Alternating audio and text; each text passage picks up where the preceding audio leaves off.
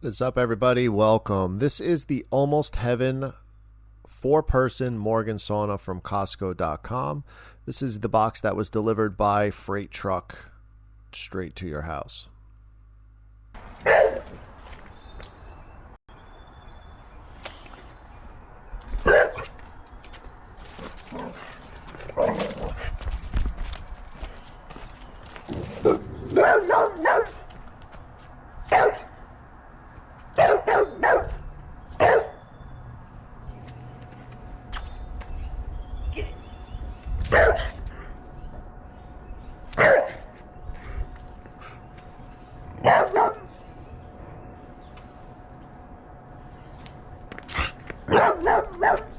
Yeah, she's a little spicy, so she was kind of interested in what we had in the box there. When we moved in, we had this nice space. We graveled it. I just kind of knew that at some point, that's where it was going to go. And you can see where those two straight edges of bricks are. That's the bases. My friend gave me the measurements on how far apart his bases were, so I knew ahead of time when I was building out the template. So having that all done just kind of allows you to focus on the build, which he said was going to take about 4 hours. He was going to come by early in the morning. It was a little bit of a misty day out. Had some rain, obviously, with the tarps on there. Just keep it dry until you're ready to assemble it. You don't want that cardboard to start disintegrating with the weather. But I said, you know what? I got a little bit of time this morning before he shows up. Let's get this cracking. I wanted to see what it looked like inside. Start pulling the pieces apart, kind of inventorying everything that's there, and kind of seeing what this build is going to look like. So you do need a little bit of some muscle and pry bars to get this open. It was pretty well built, that crate. It was really well put together there. And we'll be able to get a look now on the inside of just being able to see how well this was packaged and how many pieces it really comes in. It's pretty amazing that it all comes in this one crate like that, delivered by truck. And there you go, all broken down. You can already see the door, the front door there, the heaters in the box, all of the wood, slats are laid out along in there. And there's going to be a lot of pieces. So you do want to lay it out, just put everything where it needs to go. This Kyle came here. I'm a handyman while I'm helping. Was able to help me get things started pretty easily. I'm on video. No video. Don't worry, there'll be no audio. Time lapse.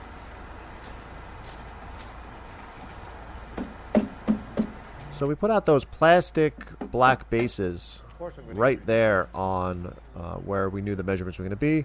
You got to get that first board or two nice and center on there, screw them in. You want them to be even right down the middle so that the whole thing isn't kind of crooked as you go up the sides, because things will get magnified if you make an error early.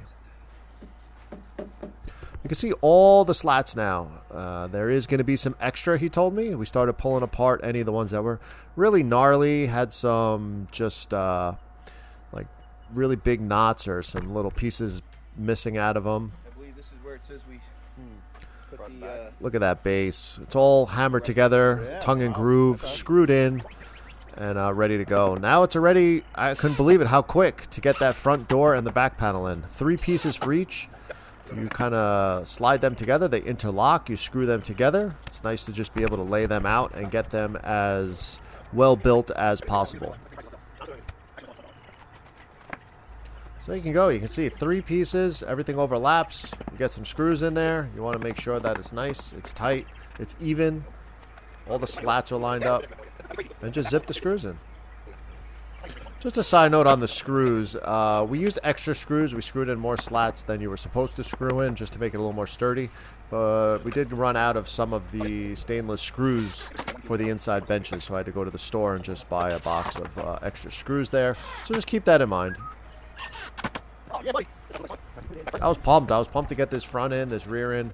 And you can see the groove in the front of the slats where it sits in. And the idea that he used on his was to put the front panel in, the rear panel in, put a slat across the top to hold them steady, and put a ratchet strap around it.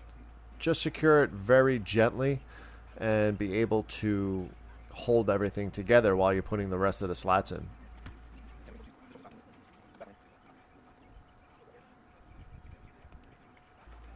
The little bit of change we had was the one ratchet strap wasn't big enough to go all the way around, so I had a heavy-duty bungee cord that I used to extend it. What actually worked out really well, because that bungee expanded and we were able to put the rest of the slats in with a little bit of tension, which kept them on as we were screwing them up the side, which that'll all make sense in a minute.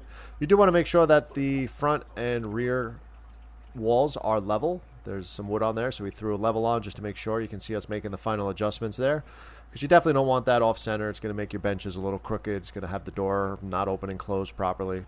So just center it up. You can see that piece of wood we have up top holding the front and rear on, just sitting up there.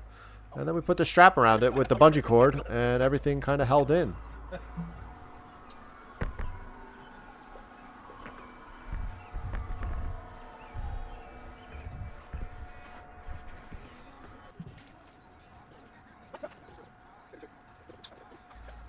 And with that bungee there, again, we were able to pull some slack out, fit one of the planks in, and just keep going. We made sure they were tight. We screwed them in mostly up the way. I would say about at least halfway, just so that they stayed sturdy. They don't recommend screwing them in, or at least not in the instructions from this point forward, but we did screw those slats in up to the halfway point. But you can see how quick they're going in with having that bungee there. You're just pulling a little tension out, and then it holds it in place, and you move on to the next one. So 2 people can get these sides up relatively quickly. Again, keeping the better of the planks that we wanted to use, and keeping any of the ones that weren't so great on the side. I think, again, we had about 8 or 10 extra planks when we were all said and done. Once you get to the top, there's a few finisher pieces that go in there. And what I mean by that is they're just not full slats. They're all different widths, and you just fit in the biggest one you can once you have everything tightened up. I was able to pull it out and get a larger one in there about 2 weeks later, as everything kind of contracted and there was a little gap there. So keep that in mind, that you may be able to slide in a bigger piece a couple weeks later.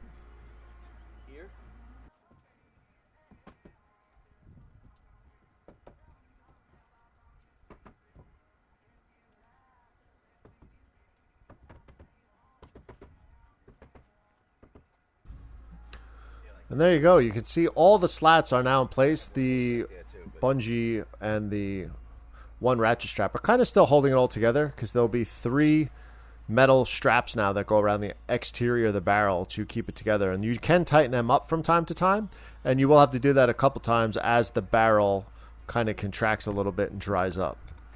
There'll be a little bit of gaps showing in those slats, and you're just able to tie them up.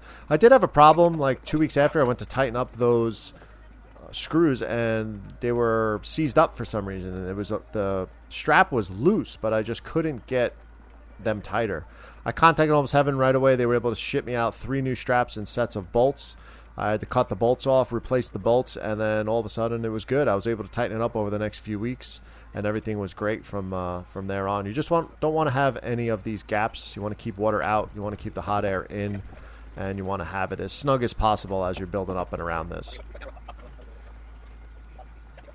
So we're just centering up the straps there, and then you just, it was a 19 millimeter ratchet, and we just got to tightening them up. You don't want to over tighten it, just tighten it enough with an extra turn, and then go out there 2 weeks later and just see if you can tighten them up a little bit more, and you'll have to do that a couple times. There he is on the inside, just making sure that the last pieces are level for the bench there. We're kind of just getting it done. And we actually moved up the bench supports 1 2x4 length, so 4 inches up we moved them. That allows you to sit a little higher in it. It's something we saw online. It allows you to be in the more of the warmer air, and for those with long legs, taller, it's actually a little more comfortable to sit that way. So we did raise those benches up about 4 inches from the set height that they were. So you can see the bench height in there. It's pretty comfortable as far as being 6'1", and just being able to not have your legs crunch too much and sitting lower to the floor, because hot air rises and it'll inevitably be hotter on the top level in there. There's the finishing touches before we hung the heater. All the wood is now together. There you go. Nice engraved in Almost Heaven Saunas logo. Again, raise those 2 supports up, and then that support goes up. It's up to you what you want to do with this coil. So that was the thermometer, which is supposed to go high, but if you're kind of buried under the seat in the cooler part of the air, it should keep the heater on a little bit longer. So I was waiting for electric, which will be the second part of this video, and then the final review. Thanks for tuning in.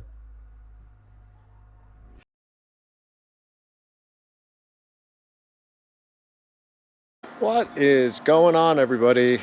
We're going to do a final little overview and recap. This is, again, the 4-person Morgan from Costco. Showed you the video of putting it together, and now I'll show you kind of how it's holding up. I guess we're looking at about 2.5 months, 3 months later. Assembly, super easy. As you saw in the video, time-lapse went through it. It's kind of step-by-step. Took us, I think, under 4 hours. So why I like this one is a few friends have them. Good reviews on them. Affordable. The one thing is, yes, it uses a 220 line with a 30 amp. So you do have to get some electric run. That's going to be an additional cost. We wanted it here as soon as we moved in, and we left that area open as a future project, but we just didn't know how to get the electric. Electric is on the far side of the property. We did have a generator hookup back here, which we were going to maybe try and see if we can get rewired, but we would lose that ability to have a generator. But that's why you call an electrician down. That's why they came down to take a look at it. And what we didn't realize was we have electric for the pool stuff right here. It's a sub panel. I didn't even think of it, that it might have enough power to actually run another breaker off of this. It's a variable speed pump on the pool, so it is runs at different watts throughout the day, so it's not always at high power. So if it's at 700 watts, 800 watts, 1,000 watts, that would be a lot. Really what it was is, if we put on the sauna, the worst case scenario is we'd have to shut the pool pump off for that time frame. But the amount of times we've used it while the pool pump's been on, it hasn't tripped the breaker. And I'm going to show you how that that electric was run here. And again, it was just simply panel right here with a 30 amp breaker put in, ran conduit off down the side there to the back. I'll show you how that hookup was.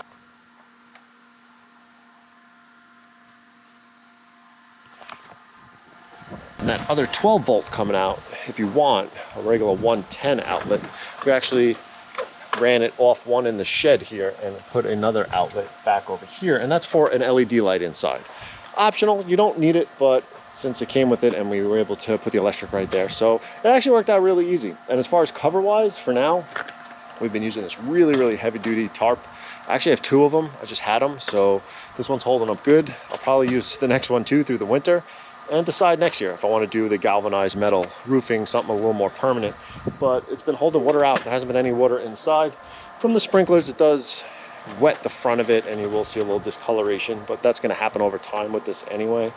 And yeah, let's take a step inside. Actually, I went out for a run for 30 minutes and put it on, so it's a nice heat up time prior to that. So we'll get you situated here, and I'll meet you on the inside.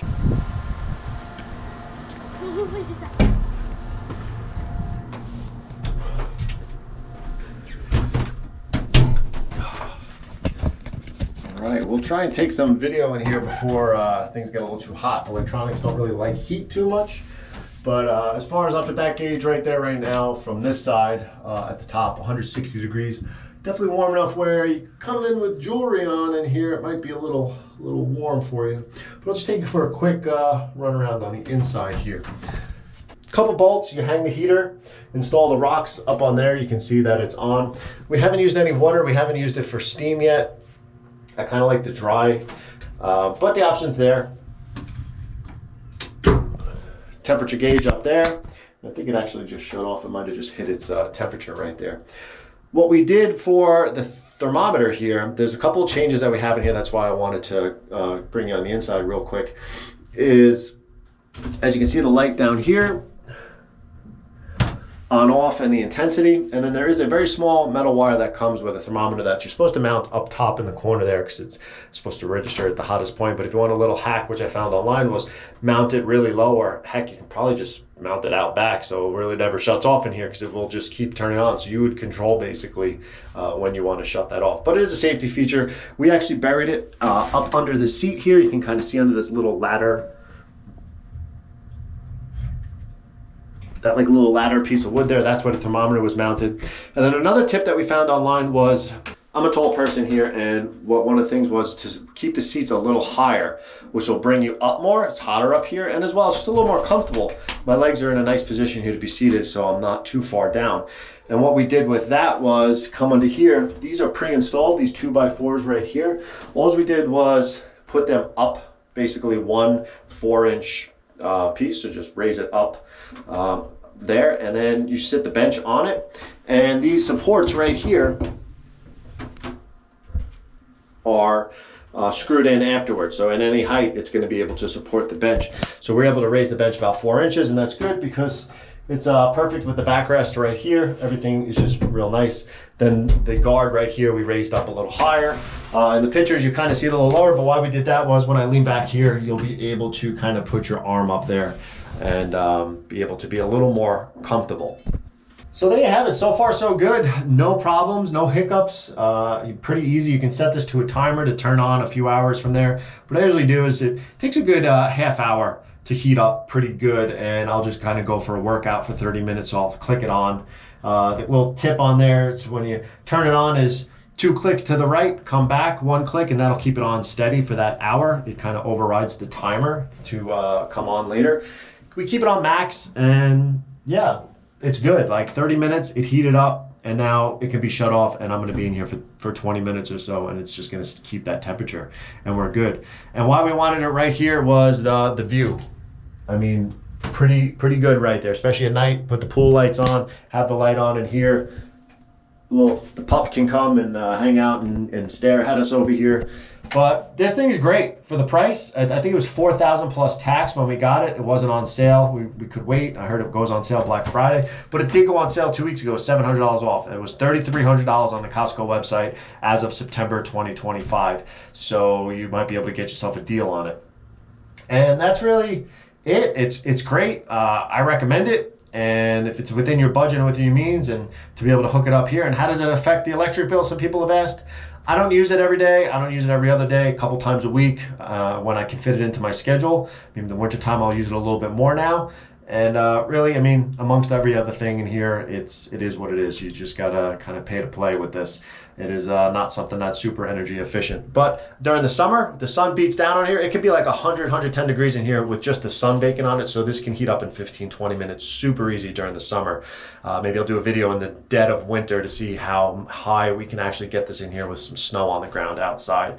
But for now, this is the Almost Heaven Sauna, 4-person, Morgan, from Costco. And again, all good. We love it. And this is basically now the 3-month review. So you had the review on how to put it together. We had some time with it, and really this is going to be the final review. If anything else comes along the way, I'll make another video for it. But thanks for tuning in. I thought it was pretty cool to kind of document the assembly of this, because they said it was pretty simple, and you know, not that I didn't believe them, but I wanted to document it. But you can tell we've been in here 4 or 5 minutes. I'm starting to sweat. Gonna chill, gonna zen out. Just keep balancing that life 1 mile at a time. Stay safe, stay healthy. We'll catch you on the next one. 20 minutes in the sauna. I'm cooked. This is my favorite part though.